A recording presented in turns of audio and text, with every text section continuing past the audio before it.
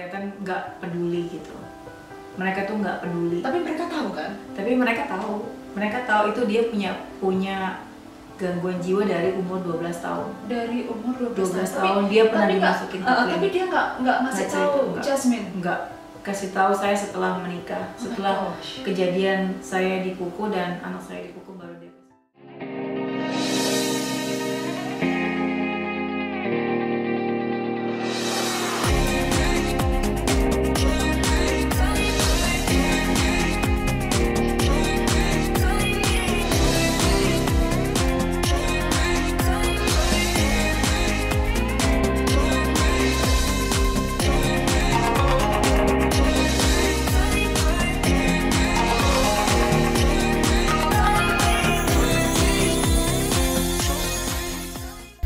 Hai guys, welcome back to Yin Channel. Oke, kali ini bersama podcast saya. Di hari ini saya kedatangan tamu yang ada privacy yang harus ditutupin. Oke, langsung saja bersama dengan Jasmine di sini. Apa kabar Jasmine? Baik. Jasmine ini asalnya dari mana? Asalnya dari Jakarta. Cuma mama papa Jakarta, cuma papa Banten, keturunan Banten, ada Kalimantan juga. Mama ada Cinanya, ada Sundanya, ada Belandanya. So jadi serba mix banyak ya? Mixnya, iya. Dan complicated. Ya, kamu cantik loh. Terima kasih. Oke, dari yang saya lihat ceritamu ini, kamu nih dulunya kepingin jadi dokter. Iya betul. Ya. Nggak kesampaian karena bapak waktu itu nyuruh saya jangan ambil. Saya dapat scholarship dari sekolah karena lulus UMPTN waktu itu, tapi dapatnya di Padang. Karena dulu tuh namanya istilah perawan, masih perawan tuh orang tuh takut kalau ditinggal jauh-jauh sama orang tua, apalagi anak perempuan kan, gitu. Jadi karena keluarga saya kan keluarga Toto, keluarga yang sangat kuat banget tradisinya. Terus memang ya sudah, kamu jangan pergi ke Padang, lebih baik kamu cari swasta di sini, sekolah di sini. Gitu. Akhirnya mentok di Padang? Enggak, mentoknya di Jakarta, sekolah di Jakarta. Oh, sempat di Jakarta? Iya, sekolah karena yang di Padang nggak diambil sekolah kedokterannya. Oh gitu. Nggak boleh. Jadi melanjutkan di Jakarta. Iya, jadi yang sekolah negeri di Padang itu nggak diambil kedokterannya. Aduh, sayang sekali ya. Padahal itu cita-cita beasiswa ya. Iya, sudah. Oh well, mau gimana lagi? Nurut sama orang tua ya. Seperti itu. Iya, terus untuk yang aku dengar juga dari ceritamu, kamu menikah sampai 2 kali. Untuk yang pertama kali, kenapa kok bisa kejadian sampai menikah 2 kali yang pertama kali dalam hidupmu, Daling? Gagal karena awalnya kita menikah dipaksa sama orang tua karena saya harus ngikutin tradisi orang tua yang tidak boleh melangkahi anak perempuan yang pertama menikah duluan karena yang kedua harus menikah karena mengalami hamil duluan. Jadi saya dalam kondisi sedang belajar, pacar saya sedang belajar juga. Akhirnya kami berdua dipaksa untuk menikah bareng dalam 1 hari kita nikah bareng. Oh, jadi 1 hari menikah bareng? Iya, 3 hari 3 malam itu pernikahan. Itu benar-benar oh my god. Tapi dalam itu kan mungkin different culture ya. Kalau di dalam culture saya itu pernikahan tidak boleh dalam 1 tahun, tidak boleh 2. Ya kalau di tradisinya Jasmine berbeda ya. Iya berbeda mungkin. jadi karena si adik ini hamil duluan, jadi terpaksa karena tidak mau dilangkahi, orang tua khawatir, saya takut tidak laku, jadi perawan tua. Dan itu pun juga banyak yang dipersembahin, ada kayak sapu lidi dan segala macam. Nah, itu tradisi-tradisi orang tua zaman dulu seperti itu yang saya juga nggak ngerti sampai sekarang.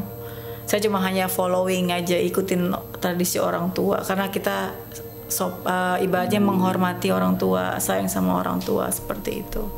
Oke.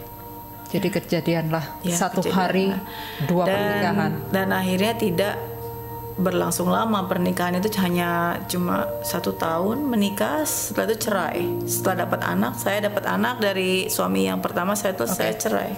Nah, suami yang pertama itu siapa? Itu orang Cina Belanda juga. Itu teman sekolah saya. Jadi saya pacaran sama dia itu dari SMP sampai saya kuliah. Jadi saya lama pacaran sama. Jadi kayak cinta pertama saya dia itu. Jadi teman childhood, teman kecil. Jadi nggak pernah pacaran sama yang lain, Nggak, sama dia hanya aja. sama dia aja. Dan menikah.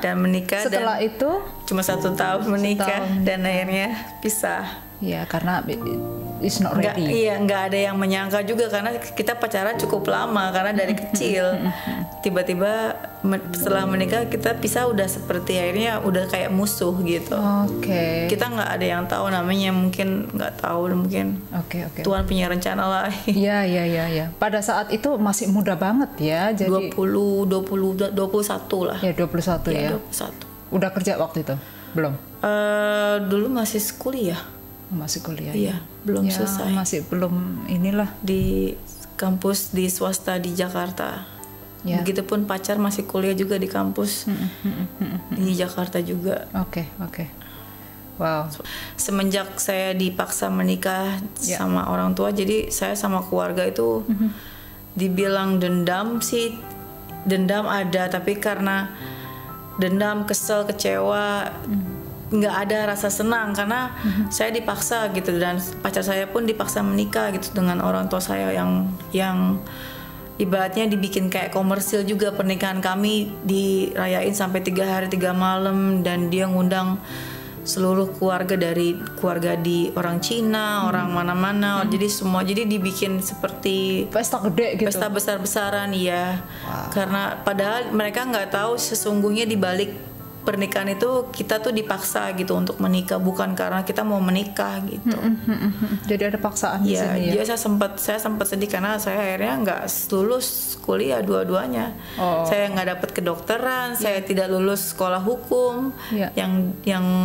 Yang beliau paksa saya untuk sekolah hukum, akhirnya karena saya dipaksa suruh menikah karena adik hamil duluan. Jadi saya sebenarnya dari kecil tuh sama papa saya tuh, karena papa saya sangat religius sekali kan, dia harus selalu iniin nilai-nilai Islam, harus patuh Islam. Jadi kita tuh dipaksa untuk ngikutin apa kata dia gitu. Takut sama dia gitu, seperti itu. Wow. Jasmine ke Australia ini gimana nih perjalanannya? Panjang sekali Mbak Yu. Jadi saya itu melaluinya tuh setelah bercerai dengan suami pertama. Saya bantu keluarga berdagang di suatu daerah di daerah Tangerang lah ya. Usaha keluarga ya. Usaha keluarga seperti itu. Tapi ya karena udah berlangsung udah 15 tahun usaha keluarga itu kan. Karena dan saya cuma hanya membantu orang tua. Dan setelah saya bercerai dengan suami pertama, akhirnya saya fokus berdagang. Fokus untuk jadi tulang punggung keluarga. Dan adik saya yang nomor 2 pun entah kemana perginya, dia dengan suaminya. Pokoknya dia udah pisah dengan keluarga saya. Dan saya fokus sama orang tua saya dan anak saya seperti itu, dengan berdagang. Berdagang seperti itu sampai sekitar 5 tahunan. Setelah itu saya ketemu dengan suami yang kedua di pesta ulang tahun teman saya. Berarti ketemunya di pesta ulang tahun di Jakarta. Di Jakarta, Indonesia. Di Shangri-La ketemunya. Ya sangat romantis sih pertemuannya, karena kan pesta ulang tahun teman, terus dalam kondisi baik, saya juga dalam keadaan baik, saya nggak punya pacar karena memang fokus berdagang dan ngurus anak, dan fokus sama orang tua dan adik-adik gitu kan. Saya punya 7 adik. 7. Jasmine sendiri? Saya anak pertama. Iya. Jadi, tapi yang nomor 2 sudah pergi entah kemana, dan sisanya saya yang membiayai karena saya yang berdagang untuk keluarga, saya yang cari, saya yang tulang punggung keluarga seperti ya. Setidaknya seperti itu. Dan setelah saya ketemu dengan suami yang kedua ini, dia kayak menarik saya untuk jangan berdagang lagi, ikut saya pergi ke luar negeri, keliling-keliling luar negeri sama dia karena dia kan nggak punya istri, dia belum pernah menikah. Oke, masih lajang ya? Masih lajang dengan umur 38 tahun, hampir 39, hampir 40 dia belum punya istri. Ternyata kesalahan saya harusnya saya inspeksi dulu sebelum menikah dengan dia. Maksudnya menelusuri dulu latar belakang saya, langsung percaya. Padahal pacaran saya cukup lama. Berarti bucin dong? Apa tuh artinya bucin? Buta cinta. Iya betul, saya nggak ngerti juga Mbak Yu. Oke. Jadi langsung aja jatuh cinta karena dia baik, romantis, terus sangat dekat sama anak saya. Dia mau bergaul sama anak saya, sama orang tua saya, sama keluarga. Jadi berarti dia bisa mengambil hati orang tua. Waktu pacaran, waktu pacaran dia sangat humble, kindness, pokoknya baik sekali lah. Beda dengan setelah menikah.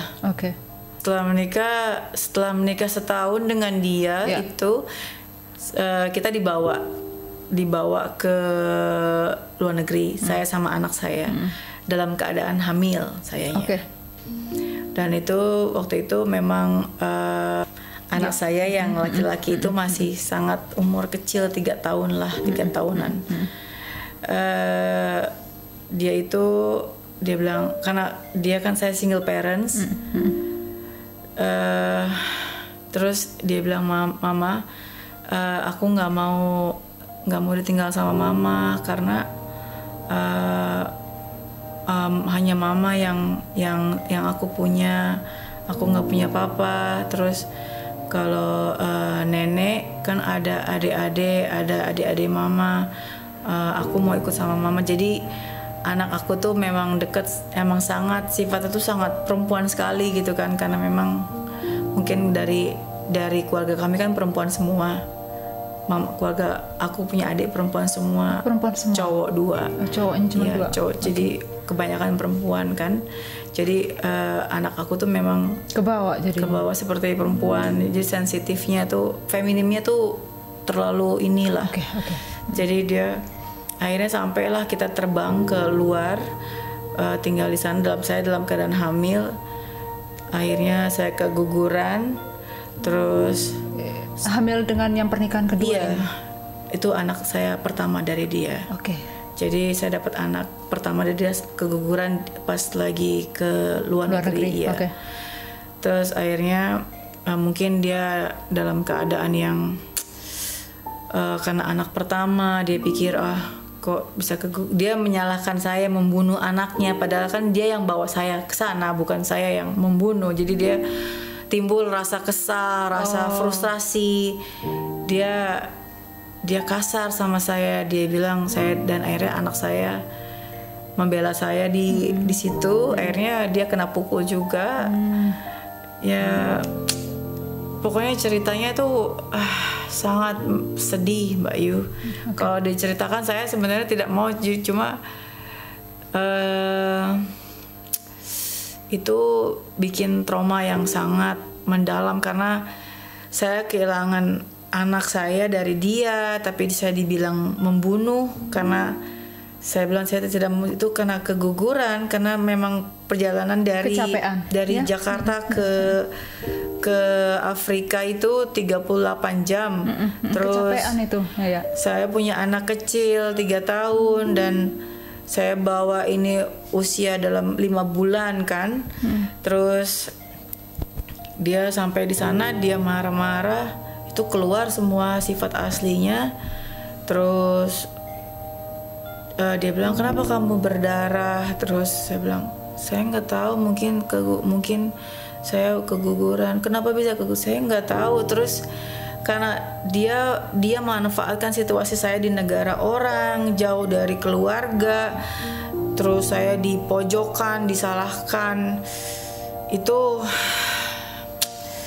saya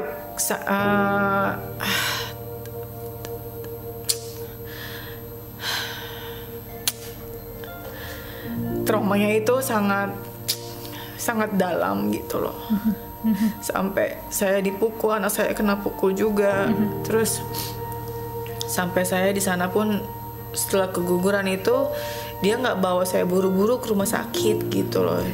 Jadi dibiarkan dulu. Iya, dia biarkan saya keluar darah, terus dia keluar. Akhirnya saya yang telepon rumah sakit. Iya. Akhirnya ambulan datang. Saya dibawa ke rumah sakit. Dan itu setelah saya dibawa ke rumah sakit, saya langsung memutuskan tidak mau. Akhirnya dia nyari saya kan. Dia nyari saya mungkin. Dia nggak tahu saya di mana karena saya nggak bawa, pas saya telepon saya nggak bawa handphone, nggak bawa apapun. Tidak membawa apapun. Saya hanya bawa uang, hanya bawa dompet saya dan tidak bawa handphone dan bawa anak saya yang pertama. Dan akhirnya setelah itu saya berpikir ya sudahlah.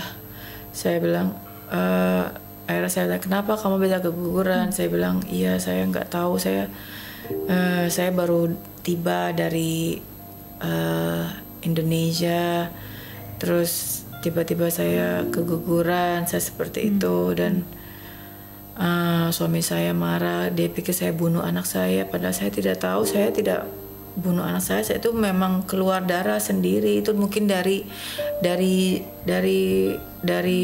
pesawat, naik. dari bampi di pesawat. Betul. Dia menyalahkan saya yang bunuh anak saya. Saya bilang saya tidak membunuh anak saya. Jadi saya dikasarin, saya sempat laporin juga kan. Akhirnya dari pihak kepolisian saya bilang saya jangan ditangkap suami saya, biarin saya mau pulang aja ke negara saya punya uang. Terus saya memutuskan nggak balik lagi ke apartemen itu. Saya langsung pulang lagi ke Indonesia tanpa pemberitahuan ke dia. Iya, karena saya takut. Jadi saya istirahat di rumah sakit itu kayak beberapa hari, dia sempat nyari saya di mana gitu kan.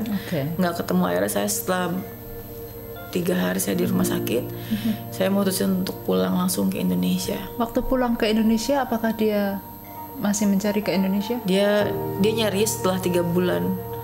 Karena saya sempat sembunyi kan, dari orang tua. Saya takut.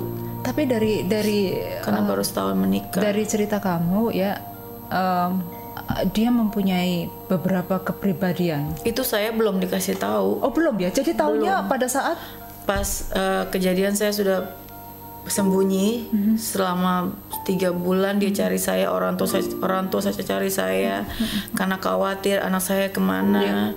Terus saya bawa uang cukup banyak karena saya memang punya uang simpanan dari hasil saya kerja dari sampai saya sembunyi di suatu tempat yang orang lain nggak tahu. Sampai akhirnya mama papa saya sampai sempat lapor karena ke kakek saya kan orang pemerintahan juga. Dia sampai nyuruh orang-orang yang saya juga nggak ngerti gimana caranya dia bisa dapetin kontak saya. Sampai akhirnya dia dapet. Dia tahu saya sembunyi di mana. Ketemu. Akhirnya mama saya dalam keadaan sakit karena khawatir, mikirin saya kok dari kejadian itu kenapa nggak pulang ke rumah, kasih tahu kalau kamu tuh keguguran, kamu tuh kabur, suami kamu ditinggal, nggak dikasih tahu kamu di mana. Itu sebenarnya keputusan yang sangat bodoh yang saya lakukan. Tapi saya dalam keadaan takut saat itu karena saya juga nggak tahu kenapa tiba-tiba kok suami yang baru saya nikahin setahun tiba-tiba mukulin saya sama anak saya karena saya keguguran. Saya kaget, nggak tahu kenapa gitu. Iya, saya nggak tahu dan saya pun bingung harus berbuat seperti dalam keadaan yang semeraut. Saya nggak ngerti mesti gimana berbuat di negara orang. Saya bahasa Inggris masih yang pas-pasan. Akhirnya saya dengan pertolongan saya telepon orang konsulat Indonesia, ditolong dalam beberapa jam langsung datang orang translator yang bisa translate dalam itu. Saya keadaannya benar-benar yang saya sulit. Saya itu traumanya sangat mendalam sekali dalam pernikahan yang baru menikah dengan ini. Yang kedua ini ya. Yang kedua ini ya. Tapi akhirnya saya bertahan gitu. Saya bertahan karena saya mikirnya saya nggak mau menghancurkan pernikahan saya hanya karena saya memang bodoh bertindak kabur tanpa kasih kesempatan suami atau keluarga untuk tahu keadaan saya gitu. Saya itu yang kebodohan saya itu aja sih, saya berpikir seperti itu. Saya sempat yang akhirnya dia minta maaf, suami ketemu saya minta maaf, terus sempat mau di penjara kan karena dia mukulin saya saya bilang jangan. Akhirnya saya balik lagi sama dia, terus dengan satu syarat, saya nggak akan bawa anak saya yang pertama untuk pergi. Tapi saya maafin dia, itulah kekuatan cinta mungkin ya Bayu ya. Oke. Saya saking cintanya sama dia ya. Cinta, dan saya itu pilihan hidup saya kan, saya milih dia. Oke. Pada saat dirimu ini berhubungan dengan dia, apakah ada kekerasan di dalam situ? Tidak ada. Pada waktu Jasmine mengetahui kalau dia mempunyai kepribadian yang banyak ini, kepribadian apa namanya? Borderline. Ya, ini gimana? Kok bisa tahu, Jasmine? Itu dari orang tuanya memberitahu, dan borderline syndrome saya tahu dari psikologi saya yang saat ini saya tanya. Ternyata dia menelusuri nama suami saya di sini. Ternyata dia pernah dirawat di rumah sakit ini. Oh iya kan, kalau di sini link semuanya ya. Di klinik ini selama beberapa bulan, klinik mental health untuk anak-anak. Iya. Terus ini penyakitnya dia, ininya. Jadi saya sempat shock karena saya bilang berarti saya selama ini menikah dengan orang yang punya kepribadian banyak seperti Jadi itu. taunya baru-baru aja? Baru sekarang, ya baru 2 tahun ini. Padahal pernikahan sudah berjalan 12 tahun taunya. Oh my God, guys. Borderline syndrome mungkin Mbak Yu bisa telusuri ya di Google seperti apa mungkin, karena psikologi juga bilang itu penyakit yang susah. Kalau dalam pengobatan itu kan dia harus konsumsi obat seumur hidup ya. Jadi iya, even psikologi bilang, dia bilang saya punya pasien 10. Bipolar 9, 1 borderline syndrome. Yang 9 ini bisa ditangani, yang 1 borderline syndrome itu nggak bisa ditangani. Nggak bisa ditangani? Karena mereka itu seperti orang normal, seperti orang biasa. Jadi kita nggak bisa tahu kapan dia berubah. Jadi nggak bisa jadi sangat hebat penyakit itu. Jadi benar-benar yang. Tapi pada saat kalau seandainya kita ngobrol sama dia, apakah dia baik sekali? Jadi nggak bisa nggak, dia berubah gitu pada kalau ngobrol seperti orang yang berpendidikan tinggi, baik, dia educated banget kan? Iya, dia PhD 2 kali. Oh, berarti dia master dan degree. Smart, Dia mungkin sekelas profesor mungkin ya. Karena dia nggak mendeklarasikan diri dia cuma karena dia hanya pintar saja ya, jenius. Dia super jenius.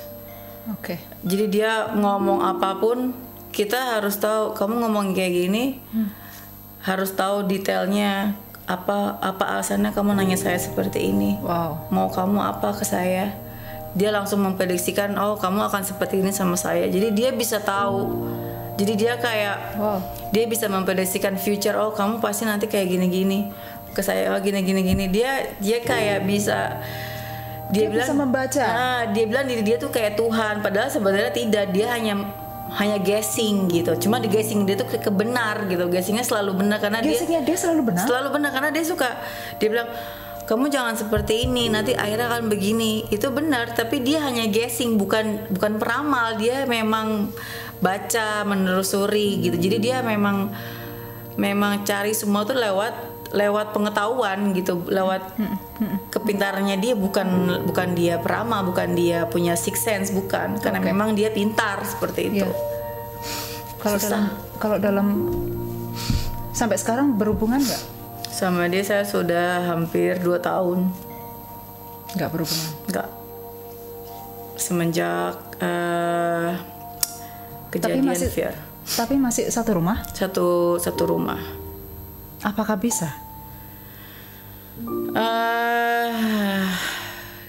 Laki-laki? Kalau buat dia bisa. Kalau saya perempuan pribadi, saya ya karena saya kan juga perlu perhatian, perlu kasih sayang. Tapi kan saya juga kadang-kadang saya juga masih, dia masih suami saya nggak bisa macem-macem, kecuali saya hanya paling ya sedikit-sedikit nakal lah di internet lah Mbak Yu.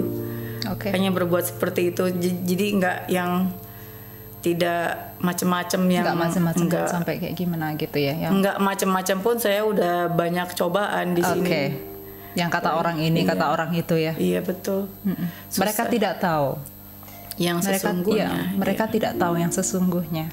Iya, karena kan kejadian saya kasih dia VRO, dia sampai takut untuk menyentuh saya lagi karena dia juga trauma, diusir polisi waktu itu dari rumah karena dia sempat mengancam saya mau bunuh saya kan.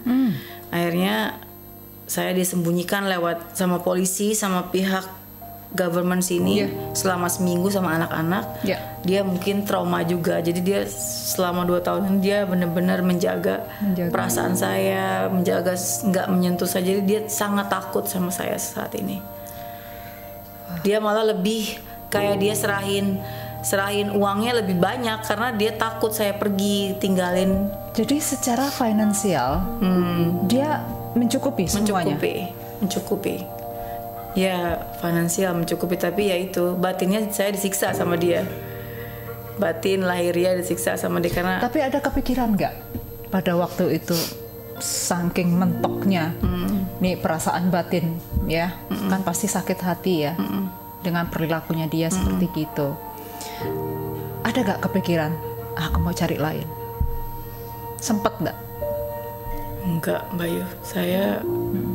Saya mikirnya sekarang ke anak-anak, karena anak saya udah 3 sekarang kan. Saya mikirnya lebih fokus ke masa depan anak-anak saya. Dan saya juga kan sekarang iniin orang tua saya yang lagi sakit, mama saya lagi sakit di Indonesia, ya lagi sakit keras. Dan beliau juga sempat nasihat sama saya, jangan kamu cukup kalau kamu punya masalah di rumah tangga, cukup kamu aja yang rasain. Jangan sampai orang lain atau anak kamu tahu apa yang kamu. Tapi kan susah juga ya Mbak Yu ya. Karena kan orang kan ngelihat, kan punya mata, punya ini yang kan punya pikiran sendiri. Sekarang kalau kita nggak mengadu, kita nggak sharing, nggak lepas di sini rasanya ya. Jadi kitanya yang sakit mental health nanti kan. Orang tua kan cuma bisanya ya tahan sendiri, telan sendiri, itu kan jodoh, itu kan maunya kamu, yang mana bisa seperti itu. Tapi untuk selama ini orang tua tahu ya? Orang tua tahu setelah ya itu VRO itu 2 tahun. Jadi selama 8 tahun tuh dia nggak tahu. Nggak tahu. Jadi orang tua nggak ngerti. Nggak tahu. Mama saya nggak pernah saya bilangin.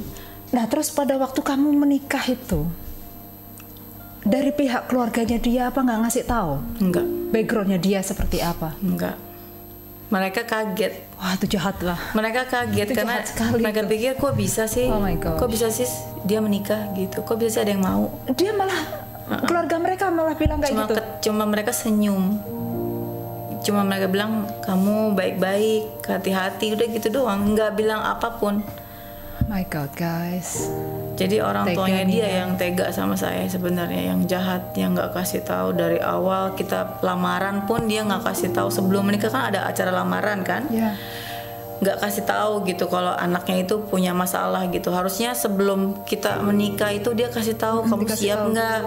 Anak saya tuh punya penyakit ini, nanti kamu akan Jasmine, kamu selama ini kan udah disakitin. Terus langkahmu kayak gimana ini?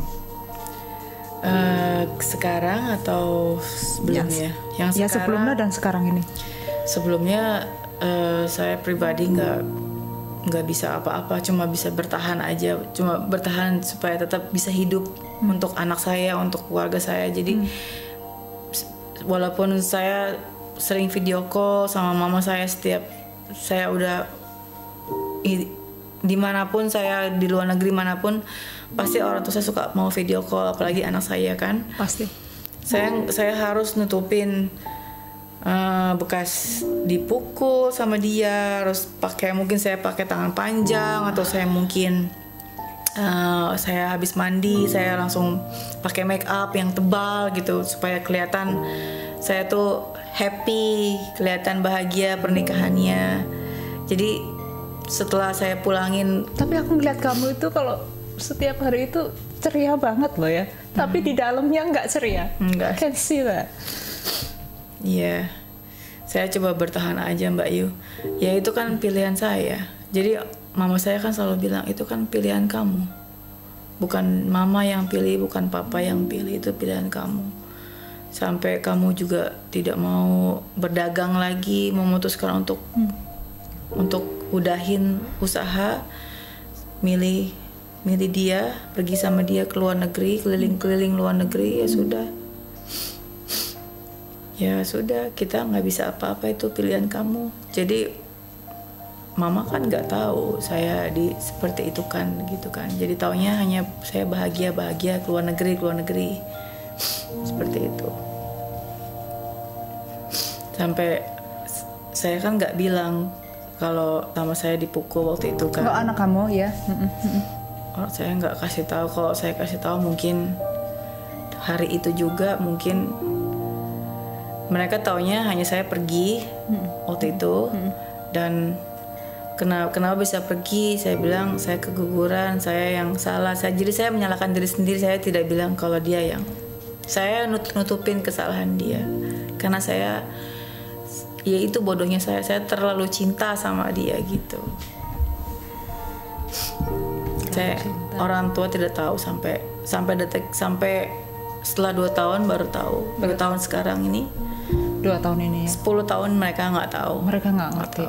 Nggak ngerti yang sebenarnya tuh kenapa kok bisa kamu tuh selalu senyum, selalu ketawa, tapi kenapa sebenarnya kamu tuh sebenarnya terpukul gitu. Ya sudah, mau bagaimana, sudah terlanjur dan saya sudah jadi bubur. Jadi saya, apalagi mama sekarang lagi sakit, saya coba untuk seminimalis mungkin tidak beritahu yang sebenarnya gitu. Tapi sekarang saya kondisinya sih baik-baik saja karena kan suami juga lagi holiday, nggak. Kemana dia sekarang? Dia di Indonesia sekarang, lagi mungkin surfing. Oke. Biasalah laki-laki. Terus udah hampir berapa bulan lah nggak pulang. Saya termasuk damai, nggak ada dia. Cuma ya dia mau kembali kan hari Senin, mau pulang hari Besok Senin. ini? Iya. Oke. Sudah lama dia pergi, cuma ya siap-siap aja. Siap-siap bertahan lagi. Oh my gosh, Jasmine. Kamu harus kuat ya. Iya pasti. Insya Allah. Ada nggak yang kamu bisa ungkapkan dari lubuk hatimu yang paling dalam untuk ke mamamu? Ungkapin dulu. Ke mamaku, pesannya aku mau mama bisa sehat lagi.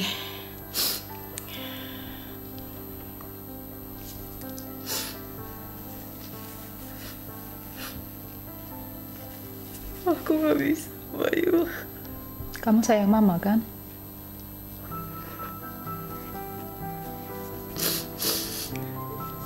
Bisa sembuh dari semua dia penyakitnya, semua diangkat sama Tuhan. Terus bisa gemuk lagi.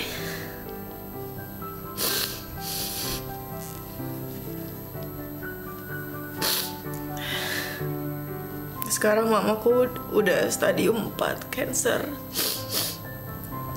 dan kondisinya sudah sangat kritis. Saya cuma bisa berharap sama Tuhan, sama teman-teman, doanya untuk mama saya. Itu aja. Mama bisa sehat kembali, bisa. Iya, karena mama masih muda Mbak Yu, masih 66, tapi cuma penyakitnya sudah seberat itu.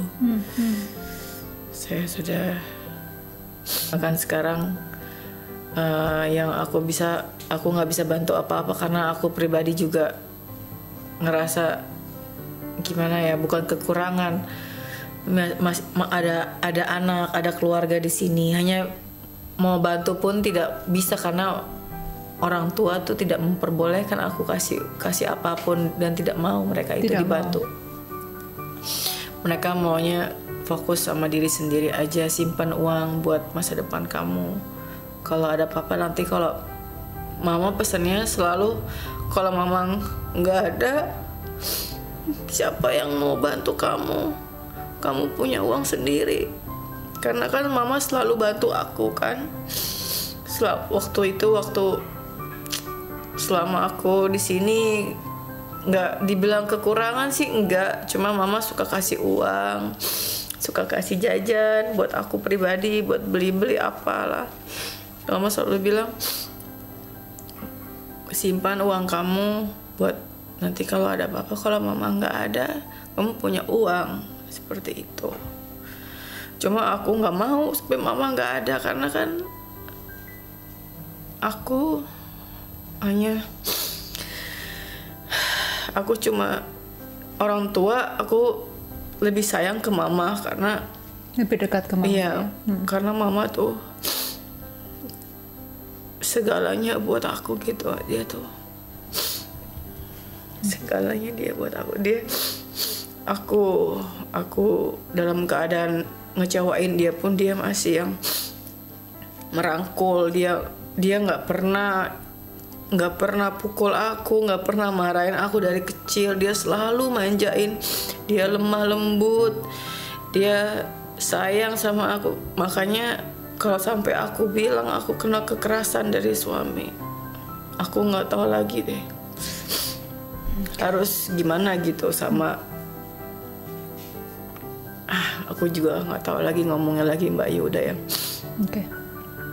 Serba bingung karena aku jaga perasaan mama aku pribadi gitu kan.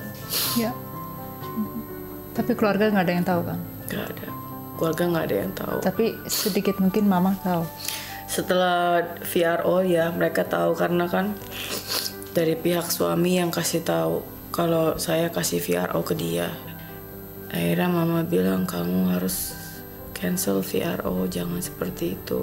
Tapi dia tetap menyalahkan aku karena akunya itu pilihan hidup aku kan. Aku harus kasihan sama anak-anak yang sekarang karena masih kecil-kecil. Seperti itu.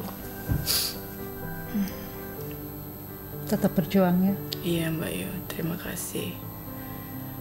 Karena tujuanmu anak-anak. Iya, aku mau bikin mereka good future. Jangan seperti orang tuanya lah ya. Ya. Cukup orang tuanya. Betul. Aja ya. Anak-anak kan masih kecil ya. Akankah dirimu ngasih tahu mereka nantinya, atau just nggak usah ngasih tahu sama sekali? Kalau untuk anak-anak yang masih kecil, mungkin mereka nggak akan pernah ingat kejadian yang sekarang.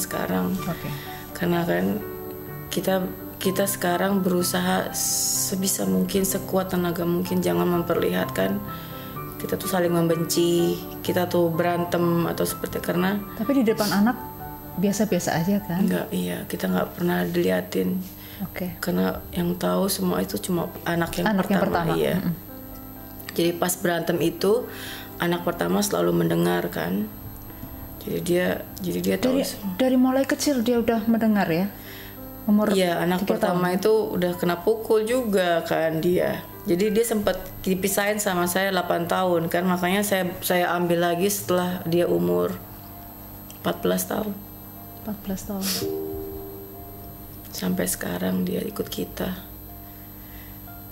Tapi kan kamu sedikit lega ya karena anak-anakmu ngumpul semua di sini. Iya, tadinya kan memang nggak ada anak, jadi aku anak yang pertama kan dipisahin sama dia kan, jadi sebenarnya sih aku bukannya seneng lagi, udah bahagia banget karena ada anak-anak semua, ya? Jadi aku nggak khawatir mikirin yang pertama di Indonesia gimana sekolahnya, makannya atau apanya. Sekarang udah ada sama aku tenang jadinya.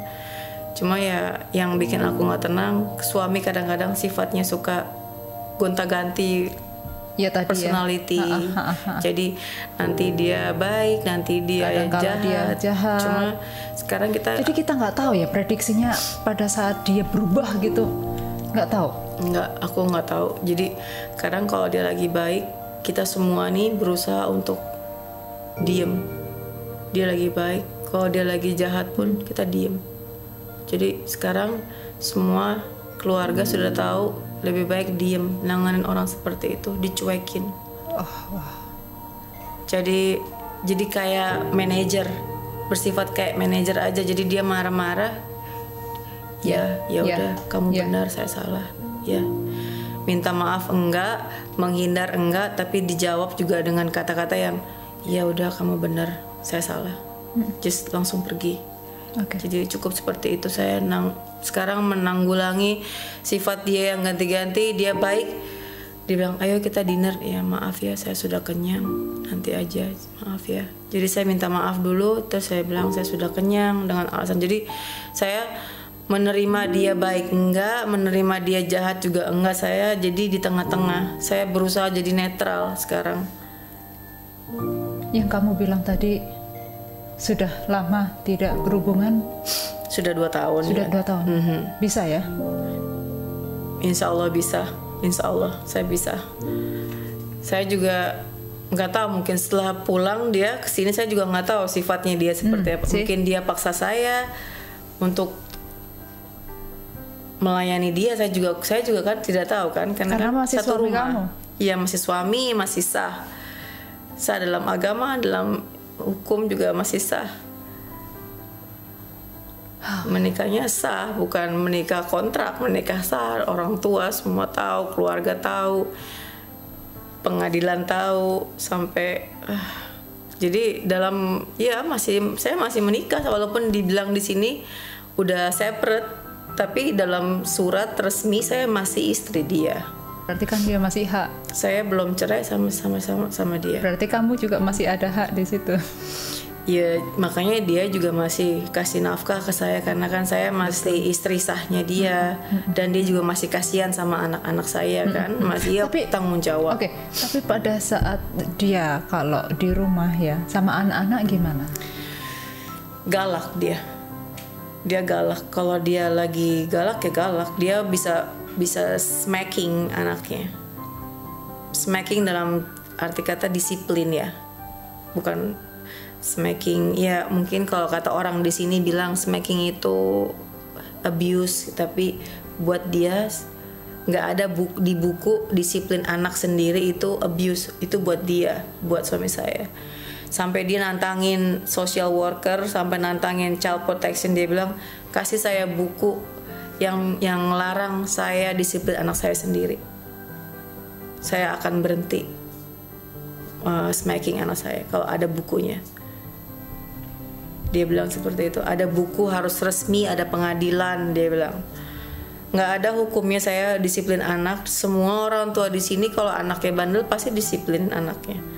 Kalian kan nggak ada yang tahu. Dia jawab seperti itu di pengadilan keluarga waktu abis VRO. Dia bilang kan ada hearing meeting kan. Dia datang ke pengadilan. Dia bilang apa yang istri saya bilang memang itu benar, tapi tolong dikoreksi lagi. Ada nggak bukunya saya dilarang untuk disiplin anak saya?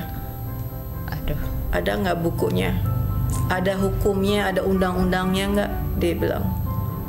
Hanya di situ dibilang jangan kekerasan, maksudnya membunuh anak, mukul anak pakai sampai dia berdarah. Saya kan cuma disiplin. Kalau dia nakal, memang dia bisa jawab semua itu karena dia pintar. Karena dia pintar itu ya. sampai child protection dilawan sama dia, suruh bawain buku yang ada undang-undang dia dilarang disiplin anak sendiri. Wow. Sampai mereka give up, mereka tutup kasusnya. Sampai ditutup kasusnya. Child protection ikut turun tangan karena saya udah laporin kan, karena dia galak sama anak, sampai ditutup. Karena nyerah, sudah dia itu bisa charming, cara dia bicara itu benar-benar yang kita itu nggak bisa, bukan disaring lagi, dia sangat formal gitu cara dia ngomong itu. Kayak tapi orang berpendidikan gitu ya? Tinggi gitu. Memang benar tidak ada kan undang-undang disiplin anak itu, nggak ada, dilarang. Ada memang Mbak Yu undang-undang dilarang disiplin anak sendiri ya, karena bandel. Nggak ada. Ya itu memang dia bilang nggak ada kan. Saya bilang oh iya juga sih. Repot ya. Ngomong repot sama orang pinter. Sebenarnya ngomong sama orang pinter, aduh. Wow. Saya mikir aduh seperti udah banyak lah sama dia udah. Terus dia bilang ada nggak larangan? Iya, nggak boleh pukul istri. Oke, nggak boleh. Kalau saya mukul istri saya ada bukti, saya akan merasa bersalah. Kalau nggak ada bukti saya nggak akan merasa saya nggak akan mengakui. Tapi waktu itu ada bukti. Ada kan? Bukti semua. Oh, beda kalau itu. Iya, kasusnya. saya bilang iya, saya memang kasar sama istri saya.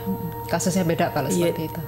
Saya udah minta maaf, saya udah itu kan urusan rumah tangga saya sama istri saya. Kenapa harus dibawa ke publik? Dia bilang gitu. Kenapa harus disiarin di pengadilan kan?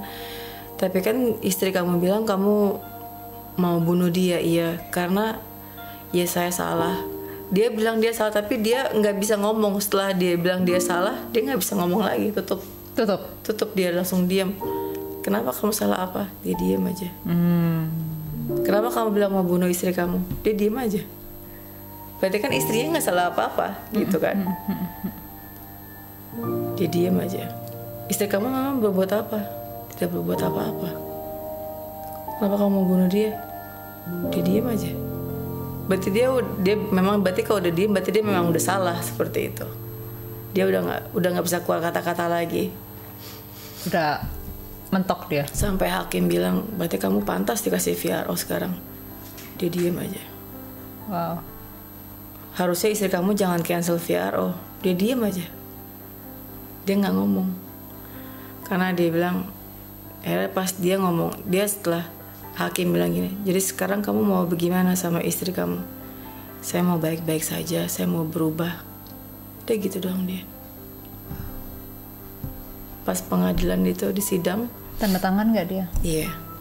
Saya mau berubah, saya mau baik-baik aja, saya tidak akan menyentuh dia lagi, kecuali memang dia yang minta sama saya. Seperti itu kan dia bilang. Dia sampai ketawa semua yang di pengadilan. sampai ya Allah, sampai yang ya udah akhirnya selesai. Akhirnya saya cancel. VRO udah selesai. Akhirnya sampai sekarang masih satu rumah. Satu rumah, tapi cuma kita kayak baik-baik. Kayak teman gitu. Saya tidur di kamar anak perempuan saya, dia tidur di kamar main bedroom. Jadi kita ada 4 kamar di rumah itu. Jadi ada kamar anak saya pertama, kamar anak saya yang kedua, anak saya yang ketiga. Saya tidur di kamar anak saya yang ketiga. Dia tidur di kamar utama. Oke. Jadi kita ada ruangan kantor, kantor dia. Jadi kita kasih space gitu untuk jadi ketemu hanya di dapur. Aku mau nanya nih, kalau kan biasanya orang-orang sini ngadain family gathering atau something like that, selalu nggak kamu datang sama suami? Dia nggak pernah mau. Selama kamu di luar negeri? Nggak.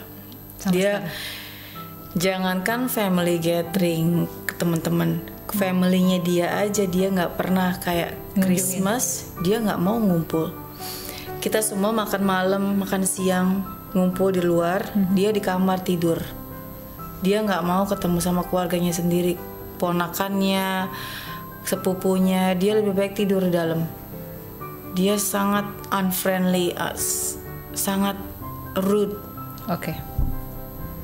nggak ngerti sifatnya bener apa enggak, mau ya itu dia seperti dari dulu sampai sekarang. Itu orang tuanya bilang seperti itu. Sama adiknya pun dia hanya bisa kasar sama adiknya, nggak mau main sama adiknya, maunya main sendiri di kamar, belajar. Intinya dia hanya suka sendiri dia. Umur 39. Harusnya saya mikir itu, kenapa kok bule seganteng dia, sekeren dia, dan sebanyak uang dia, dan sekaya dia nggak menikah dan nggak punya pacar. Ternyata dia bilang dia pernah punya pacar waktu sekolah, cuma tahan 1 hari, 1 hari, one day, that's it. Orang sama orang satu bangsa juga sama dia, orang Australia juga. Setelah itu dia nggak berani lagi pacaran, sampai dia akhirnya dia bisa kerja ke Singapura. Dia kenalan sama insinyur cuma 1 minggu. Setiap dia kenal cewek 1 minggu, itu udah paling lama sekali dia pacaran.